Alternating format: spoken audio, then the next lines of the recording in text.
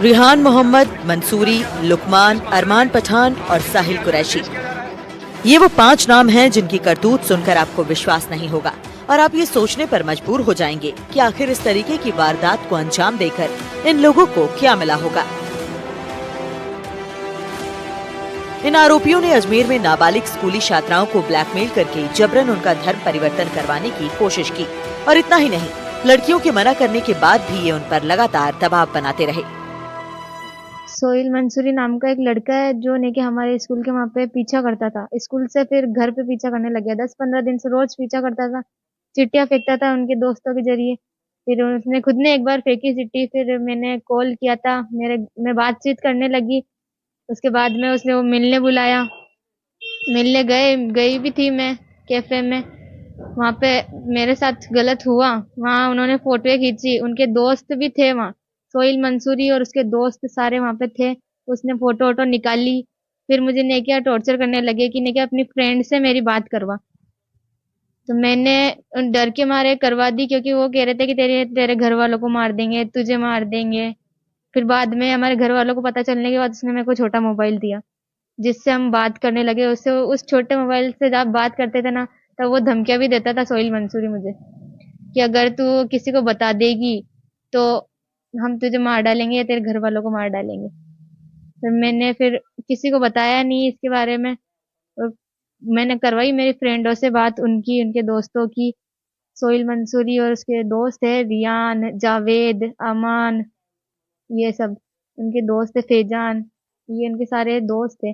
इसमें रियान मंसूरी और हकीम कुरैशी, ये इनका मेन लीडर है। ये नहीं क्या इनके साथ में आता था और मुंह पे बांध के आता था और ऐसे मतलब बोलता था कि नहीं क्या तुम लोग डरो मत, तुम्हारी ने क्या तुम्हें भगाने में मैं तुम्हारा साथ दूंगा। कौन है? हकीम कुरैशी इनके पार्टनर ही है। मतलब ये सोहेल मंसूरी जब मेरे से बात करता था ना, ये हकीम कुरैशी का नाम लेता था कि तू क्यों डर रही है, हकीम कुरैशी है। हकीम कुरैशी इनके पार्टनर ही है। कौन है ये? हकीम कुरैशी एक मोटा सा आदमी है ये। फिर ये इन्होंने फिर हमारी बातचीत चलती रही। ये मुझे धमकाते भी थे, चाकू से डराया, कभी मामा को मारने की धमकी दी। मिलने गए तो मेरी फोटोज निकाल ली इन्होंने। फिर फोटो निकाली तो मुझे ना कुछ मिला के भी दिया पिलाने के लिए, पर मुझे कुछ समझ नहीं आया, इसलिए वो बोलते गए वैसा मैं करती गई। फिर उसके बाद में हमारी बातचीत हुई और बातचीत करने लगे, डेली टॉर्चर करने लगे। मेरे को बोलते थे बुर्का पहन, मस्जिद में उनके 5 नमाज होती है उनके बारे में बताया। और उनके वो उनके रोजा आ रहे मार्च में भी, मुझे रोजा करने के लिए भी बोला। 14 तारीख को, 27 तारीख को मेन रोजा, कैसे करना कैसे नहीं करना, मस्जिद चलना है हमारे साथ, भगाना है तुझे, कोई कुछ नहीं करेगा। मेरे मामा को मारने की धमकी, सारी चीजें उन्होंने करी। जब मैंने रोजा की बोला तब मैंने मना करा था। उन्होंने मेरे साथ मारपीट भी की और एक बार मेरे चीरे भी लगाए। अभी तो बोले फिर कि ये तो थोड़े बहुत ही है, फिर हाथ भी कट जाएगा। इस वजह से फिर मैंने ये चीरे की बात किसी को बताई नहीं, अब बता रही। और जब मैं बयान देने गई थी उधर पुलिस स्टेशन, तब वो ने क्या मेरे को ऐसे गन से ऐसे डरा रहा था। उसने मेरे को बोला कि है ना अंदर जाएगी कुछ भी बोलेगी, तो इसलिए मैंने वहां पे कुछ भी नहीं बोला। पुलिस स्टेशन में जब वो दीदी हमसे पूछने के लिए अंदर बयान देने गए थे ना, तब उसने पहले ही मेरे को ऐसे डरा दिया था हाथ से, सोहेल मंसूरी ने। फर्स्ट टाइम जब अंदर बयान देने जाते हैं ना, तब। फिर कई बार इसको धमकाया जाता था कि तू हमारे से बात कर, बात नहीं करेगी तो तुमको तुम्हारे मामा को सल्टा देंगे, तुम्हारे भैया को सल्टा देंगे। ऐसे वो छोटे पिस्तौल चक्कू ऐसे दिखाना, ऐसे करते बच्चे घबराने लगे। फिर कई बार 1-2 बार इनसे फोन पे बात हुई तो धीरे धीरे ये वातला बढ़ती जाएगी। फिर बाद में बच्चे ज्यादा घबराने लगी। अब पूछते तो ये डरती है। इसके हाल में फिर 5-10 दिन रोका इसको, फिर वापस ये तो इतनी देर से हो रही जो बात करना ही पसंद नहीं।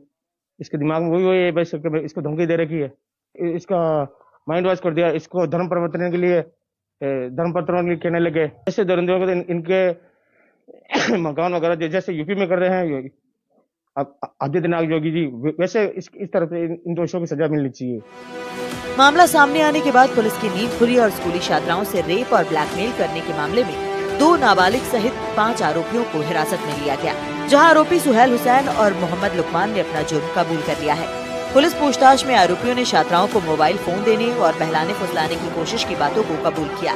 इसके बाद पुलिस ने उन्हें कोर्ट में पेश किया, जहां से सभी को 21 फरवरी तक रिमांड पर भेजा गया है। वहीं पेशी के दौरान अजमेर के अधिवक्ताओं ने आरोपियों की जमकर पिटाई कर दी।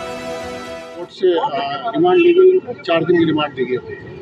सर क्या पूछताछ होगी उनसे? 4 दिन में क्या पूछताछ की? प्रकरण के अंदर देखते हैं जो भी पॉइंट्स जो भी आए हैं, जो भी FIR के अंदर तथ्य है और जो भी हमारे सामने साक्ष्य आ रहे हैं उनको कोरिलेट करके जितना भी जो टाइम है उसको यूटिलाइज करें।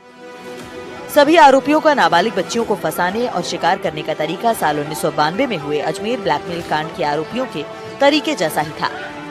यहाँ भी आरोपियों ने एक ही प्राइवेट स्कूल की बच्चियों को टारगेट पर रखा था। आरोपी पहले नाबालिग लड़कियों से दोस्ती करते थे और फिर उन्हें मोबाइल फोन देते थे, फिर उन्हें मिलने के लिए बुलाते थे और वहाँ उनकी तस्वीरें खींचते और वीडियो बनाते। इन वीडियो और तस्वीरों का इस्तेमाल कर वो लड़कियों को ब्लैकमेल करते थे, उन पर अपने दोस्तों से मिलवाने का दबाव बनाते थे। दरिंदगी यहीं खत्म नहीं होती, क्योंकि कई बार लड़कियों से जबरन कलमा पढ़वाने और रोजा रखवाने की कोशिश की गई थी। इस काम के लिए आरोपियों ने एक रेस्टोरेंट का ठिकाना बना रखा था।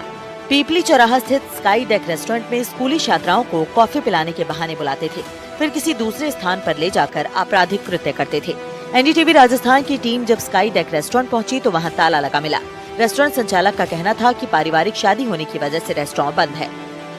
यहाँ पर आकर जो नाबालिग बच्चियां हैं उनके साथ में आकर वो टाइम स्पेंड करते थे, कॉफी पीते थे और उसके बाद बाइक पर दूसरी जगह जाया करते थे। साथ के साथ में ये भी जानकारी मिल रही है कि विजयनगर में ऐसे कई रेस्टोरेंट हैं जहां पर नाबालिग जो स्कूली छात्रा हैं, नाबालिग लड़कियां हैं, उनको प्राइवेसी यहाँ पर उपलब्ध कराई जाती थी और यहाँ पर जो प्राइवेसी में जो बच्चियों के साथ में देशोषण, छेड़खानी ऐसे मामले सामने आते रहे हैं। ये आप देख सकते हैं रेस्टोरेंट, हालांकि जो है यहाँ पर रूफटॉप रेस्टोरेंट है। यहाँ पर अभी फिलहाल चैन से ताला लगा हुआ है और जो बताए गए रेस्टोरेंट में जो मोबाइल नंबर है उनसे बात करने पर उन्होंने कहा कि उनके घर में शादी है, इसलिए बंद कर रखा है। पुलिस के मुताबिक आरोपी करीम ने सबसे पहले छात्राओं से संपर्क किया और उन्हें अपने जाल में फंसाने की शुरुआत की। उसके बाद सोहेल और लुकमान ने उन्हें रेस्टोरेंट में ले जाने की योजना बनाई। पूछताछ में उन्होंने ये भी माना कि उन्होंने छात्राओं को फंसाने के लिए कई तरीके अपनाए। दरअसल अजमेर में आरोपियों ने स्कूली छात्राओं से दोस्ती बढ़ाई, उन्हें मोबाइल फोन्स दिए, उनके साथ रेस्टोरेंट में जाकर घूमे फिरे, फिर दोस्ती की आड़ में दूसरी जगह ले जाकर छात्राओं के वीडियो बनाए, तस्वीरें खींची और उन्हीं तस्वीरों के आधार पर आरोपी उन्हें ब्लैकमेल करने लगे। साथ ही ये आरोपी धर्म परिवर्तन का भी लगातार दबाव बना रहे थे।